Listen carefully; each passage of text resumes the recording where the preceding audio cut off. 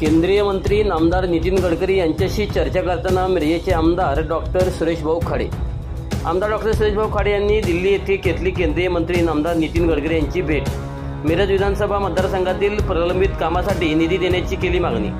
सांगली जिल्ह्याचे माजी पालकमंत्री व मिरज मतदारसंघाचे विद्यमान लोकप्रिय आमदार डॉक्टर सुरेशभाऊ खाडे यांनी मंगळवारी नवी दिल्ली येथे केंद्रीय रस्ते वाहतूक मंत्री नामदार नितीन गडकरी यांची भेट घेऊन चर्चा केली व मिरज मतदारसंघातील आवश्यक व प्रलंबित कामासाठी निधी मंजूर करण्याची मागणी केली. या चर्चेत केलेल्या मागण्यांना नामदार नितीन गडकरी यांनी सकारात्मक प्रतिसाद दिला.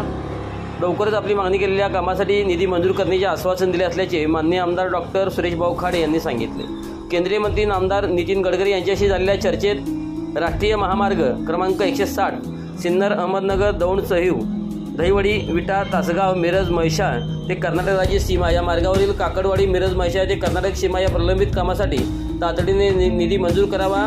तसेच मिरज पंढरपूर रस्त्यावरील तानंग फाट्यालगत असलेल्या ओढ्यावर 6 पदरी नवीन पूल बांधण्यासाठी निधी उपलब्ध करून द्यावा अशी मागणी आमदार डॉक्टर सुरेशभाऊ खाडे यांनी केली. मिरज मतदारसंघातील प्रलंबित व आवश्यक कामे लवकरच पूर्ण होतील असे आश्वासन नामदार गडकरी यांनी दिल्याचे आमदार खाडे यांनी सांगितले.